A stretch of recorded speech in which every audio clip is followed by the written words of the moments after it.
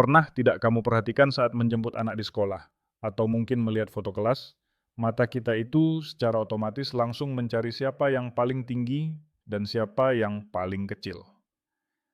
Rasanya ada insting purba orang tua yang langsung deg-degan kalau melihat anaknya berdiri di barisan paling depan karena tubuhnya paling mungil dibandingkan teman-temannya. Haha, itu refleks yang sangat wajar. Kita hidup di masyarakat yang seringkali mengasosiasikan tinggi dengan sukses atau kuat. Jadi ketika orang tua melihat anaknya lebih pendek dari rata-rata, alarm di kepala mereka langsung berbunyi. Apakah anakku kurang gizi? Apakah ada yang salah dengan genetiku? Atau yang paling sering, apa yang harus aku kasih supaya dia cepat tinggi? Nah, itu dia. Kepanikan itu nyata. Tapi sebenarnya, di mana sih batas antara memang perawakannya mungil tapi sehat dengan pendek karena ada masalah medis?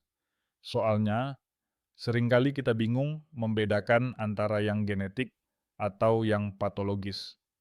Jangan-jangan kita cuman paranoid saja? Ini pertanyaan yang krusial. Sebenarnya istilah medisnya adalah short stature atau perawakan pendek. Definisinya sederhana tapi ketat. Kalau tinggi badan anak berada di bawah persentil ketiga pada kurva pertumbuhan standar. Bayangkan sebuah grafik dengan 100 anak seusia dan berjenis kelamin sama. Nah, anak ini berada di urutan 3 terbawah. Tapi, dan ini tapi yang besar, berada di posisi itu belum tentu berarti sakit. Tunggu. Jadi, bisa saja anak itu ada di urutan terbawah, paling kecil, tapi sebenarnya dia sehat walafiat. Tepat sekali. Kita harus membedakan dua skenario besar yang sering terjadi tapi bukan penyakit. Pertama, familial short stature. Ini bahasa halusnya untuk bilang udah lihat ayah ibunya. Kalau kedua orang tuanya memang tidak tinggi secara genetik, anak itu punya blueprint untuk menjadi mungil. Kita tidak bisa memaksa bibit cabai rawit tumbuh setinggi pohon kelapa, kan? Mereka sehat, tumbuh sesuai jalurnya, hanya saja jalurnya memang di bawah rata-rata populasi. Oke, bibit cabai rawit. Saya suka analogi itu. Jadi kalau orang orang tuanya mungil, jangan berharap anaknya tiba-tiba jadi pemain basket NBA tanpa faktor lain. Lalu yang kedua, Yang kedua ini sering bikin orang tua sport jantung, tapi akhirnya lega. Namanya constitutional delay of growth and puberty. Atau istilah awamnya late bloomer. Kamu pasti punya teman SMP yang dulu paling kecil, sering diledek, tapi begitu masuk SMA atau kuliah, tiba-tiba tingginya menyalip semua orang. oh ada. Saya tuh ingat betul. Dulu dia berdiri paling depan saat upacara, sekarang kalau ketemu saya harus mendongak. Jadi itu kondisi medis yang normal. Sangat normal. Usia tulang mereka lebih muda dari usia kronologisnya. Jadi ibarat lari maraton, mereka startnya lambat, larinya santai di awal, tapi mereka punya waktu lari yang lebih lama. Pubertas mereka terlambat, jadi masa pertumbuhannya lebih panjang. Akhirnya tinggi akhir mereka biasanya normal. Masalahnya di masa SD atau SMP, anak-anak ini sering jadi korban bullying atau merasa minder karena beda sendiri. Itu poin psikologis yang berat sih.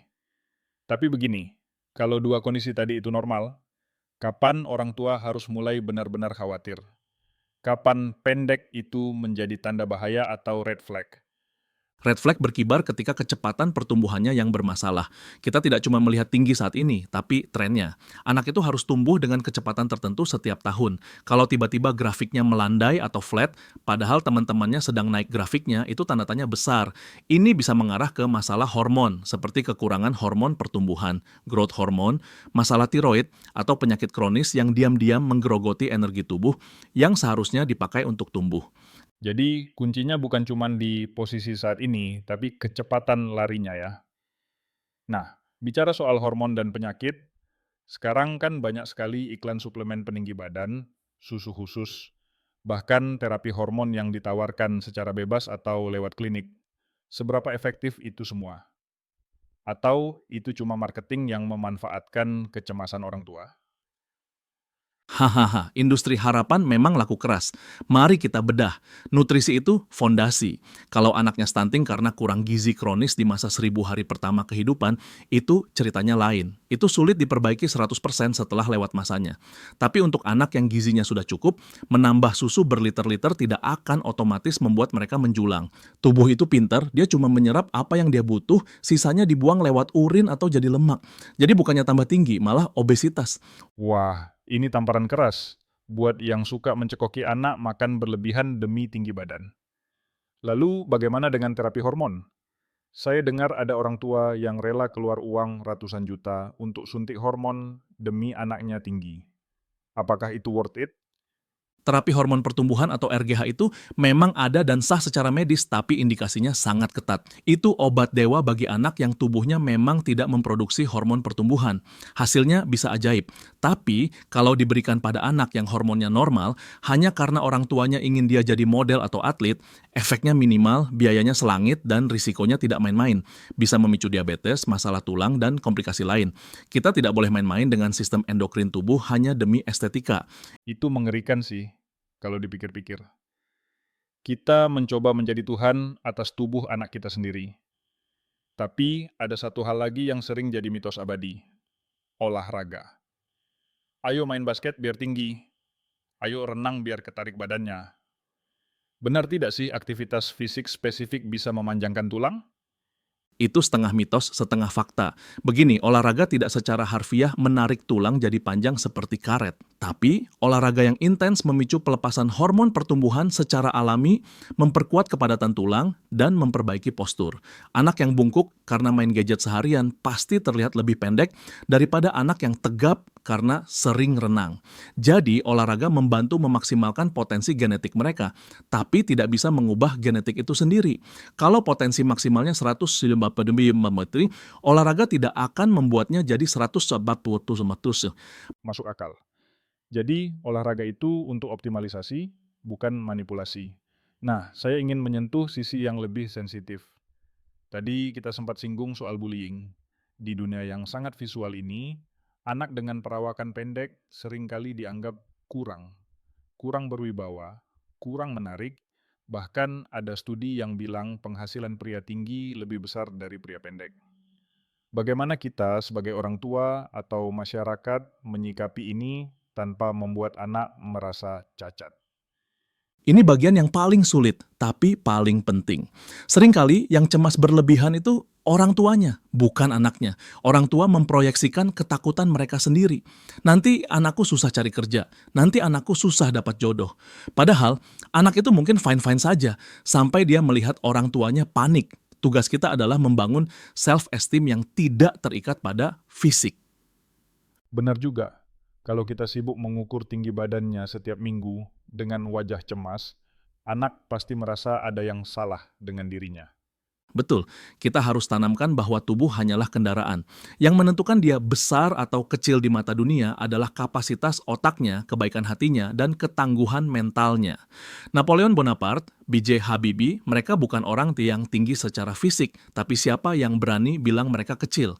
Kalau kita fokus memperbaiki gizi dan kesehatan medisnya, itu wajib. Tapi kalau kita terobsesi mengubah fisiknya karena takut dia kalah bersaing, kita sedang mengajarkan bahwa penampilan adalah segalanya. Itu dalam sekali. Mindset bahwa besar itu bukan soal ukuran baju, tapi soal dampak. Tapi kembali ke praktis medis sedikit sebelum kita tutup, apa langkah konkret pertama yang harus dilakukan orang tua jika mereka curiga anaknya terlalu pendek? Langsung ke dokter atau tunggu saja? Jangan tunggu sampai pubertas selesai karena saat lempeng tulang menutup, permainan berakhir. Langkah pertama, plotting. Gunakan kurva pertumbuhan WHO atau CDC. Tarik garis dari lahir sampai sekarang. Kalau grafiknya konsisten di jalur bawah tapi naik terus, kemungkinan besar aman. Tapi kalau grafiknya memotong jalur ke bawah atau stagnan, segera ke dokter spesialis anak konsultan endokrinologi. Bukan ke dukun pijat, bukan beli obat online. Perlu ronggen usia tulang, cek darah, dan analisis hormon. Deteksi dini, tapi jangan panik dini ya. Setuju. Dan satu lagi, perhatikan tidur. Hormon pertumbuhan itu keluarnya pulsatif alias muncrat-muncrat. Dan puncaknya terjadi saat tidur malam yang nyenyak, deep sleep. Jadi anak yang tidurnya berantakan, sering begadang main game, mereka kehilangan momen emas mandi hormon pertumbuhan itu secara alami. Jadi sebelum mikir suntik hormon mahal, suruh anaknya tidur bener dulu. Wah, ini tips yang paling murah tapi paling sering dilanggar. Tidur adalah obat peninggi badan alami. Sederhana tapi ngena. Sangat. Pada akhirnya menjadi orang tua itu seni menyeimbangkan antara waspada medis dan penerimaan tanpa syarat. Kita ingin anak tumbuh maksimal, tapi kita juga harus pastikan mereka tumbuh bahagia dengan tubuh yang mereka miliki. Jangan sampai tingginya nambah 2 cm, tapi mentalnya hancur karena merasa tidak pernah cukup di mata orang tuanya. Luar biasa. Jadi kesimpulannya, perawakan pendek itu adalah teka-teki yang jawabannya bisa sangat beragam. Bisa jadi itu sekadar warisan leluhur, bisa jadi late bloomer, atau memang ada kondisi medis yang perlu dibantu. Tapi yang jelas, tinggi badan bukanlah satu-satunya indikator kesehatan, apalagi kesuksesan. Betul, fokuslah pada kesehatan holistik. Anak yang sehat, aktif, cerdas, dan percaya diri dengan tinggi 160 cm jauh lebih siap menghadapi dunia daripada anak setinggi 190 cm yang rapuh dan penuh inseguritas. Terima kasih banyak untuk pencerahannya hari ini. Rasanya beban di pundak banyak orang tua yang mendengarkan ini jadi sedikit berkurang. Kita jadi tahu kapan harus ke dokter dan kapan harus sekadar memeluk anak kita dan bilang, "Kamu sempurna apa adanya." Sama-sama. Senang bisa berbagi perspektif ini. Semoga para orang tua bisa lebih rileks dan menikmati masa pertumbuhan anak, karena masa itu tidak akan terulang. Dan bagi Anda yang sedang mendengarkan, coba cek lagi kurva pertumbuhan anak Anda. Tapi jangan lupa cek juga senyum mereka hari ini. Sampai jumpa di episode berikutnya dengan topik yang tak kalah menarik. Tetap sehat, tetap kritis,